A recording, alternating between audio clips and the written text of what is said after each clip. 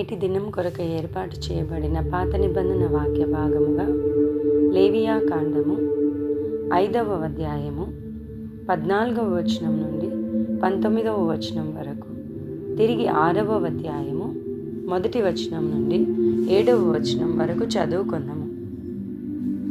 మరియు యెహోవా మోషేకు ఇలాగు సెలవిచ్చెను, ఒకడు యెహోవాకు పరిశుద్ధమైన వాటి విషయంలో పొరపాటున పాపం చేసిన ఎడల తాను చేసిన అపరాధమునకు నీవు ఏర్పరచు బెల చొప్పున పరిశుద్ధమైన తులముల విలువగల నిర్దోషమైన పొట్టేలును మందలో నుండి అపరాధ పరిహారార్థ బలిగా యెహోవా యుద్ధకు వాడు తీసుకుని రావలెను.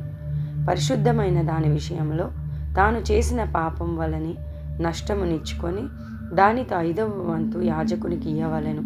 ఆ యాజకుడు అపరాధ పరిహారార్థ బలియగు పొట్టేలు వలన అతని నిమిత్తము ప్రాయశ్చిత్తము చేయగా అతనికి క్షమాపణ కలుగును. చేయకూడదని యెహోవా ఆజ్ఞాపించిన వాటిలో దేనినైనను చేసి ఒకడు పాపి అయిన ఎడల అది పొరపాటున జరిగినను అతడు అపరాధి అయి తన దోషమునకు శిక్ష భరించును. కావున నీవు ఏర్పరిచిన వెల చొప్పున మందలో నుండి నిర్దోషమైన పొట్టేలును అపరాధ పరిహారార్థ బలిగా అతడు యాజకుని యొద్దకు తీసుకొని రావలెను. అతడు తెలియకే పొరపాటున చేసిన తప్పును గుర్చి యాజకుడు అతని నిమిత్తము ప్రాయశ్చిత్తము చేయగా అతనికి క్షమాపణ కలుగును. అది అపరాధ పరిహారార్థ బలి.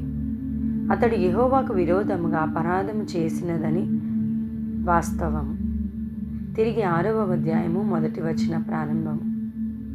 మరియు యెహోవా మోషేకు ఇలాగు సెలవిచ్చెను, ఒకడు యెహోవాకు విరోధముగా ద్రోహము చేసి పాపి అయిన ఎడల, అనగా తనకు అప్పగింపబడిన దాని గూర్చియే గాని, తాకట్టు ఉంచిన దాని గూర్చియే గాని, దోచుకొనిన దాని గూర్చియే గాని, తన పొరుగువానితో బొంకిన ఎడలనేమి, తన పొరుగువాని బలాత్కరించిన ఎడలనేమి, పోయినది తనకు దొరికినప్పుడు దాని గురించి బొంకిన ఎడలనేమి, మనుషులు వేటిని చేసి పాపులగుదురో వాటన్నిటిలో దేని విషయమైనను అబద్ధ ప్రమాణం చేసిన ఎడలనేమి, అతడు పాపం చేసి అపరాధి అగును గనుక అతడు తాను దోచుకొనిన సొమ్మును గూర్చి గాని, బలాత్కారం చేతను అపహరించిన దాని గూర్చి గాని, తనకు అప్పగింపబడిన దాని గూర్చి గాని, పోయి తనకు దొరికిన దాని గూర్చి గాని, దేని గూర్చి అయితే తాను అబద్ధ ప్రమాణం చేసెను దానినంతయు మరలా ఇచ్చుకొనవలెను.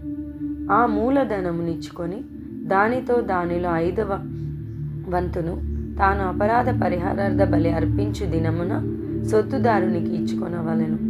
అతడు యెహోవాకు తన అపరాధ విషయంలో నీవు ఏర్పరచు వెలకు మందలో నుండి నిర్దోషమైన పొట్టేలును యాజకుని యొద్దకు తీసుకొని రావలెను. ఆ యాజకుడు యెహోవా సన్నిధిని అతని నిమిత్తము ప్రాయశ్చిత్తము చేయగా అతడు అపరాధి ఎగునట్లు తాను చేసిన వాటన్నిటిలో ప్రతి దాని విషయమై అతనికి క్షమాపణ కలుగును. ఈ పరిశుద్ధ వాక్యంను దేవుడు దీవించి ఆశీర్వదించునుగాక. ఆమేన్.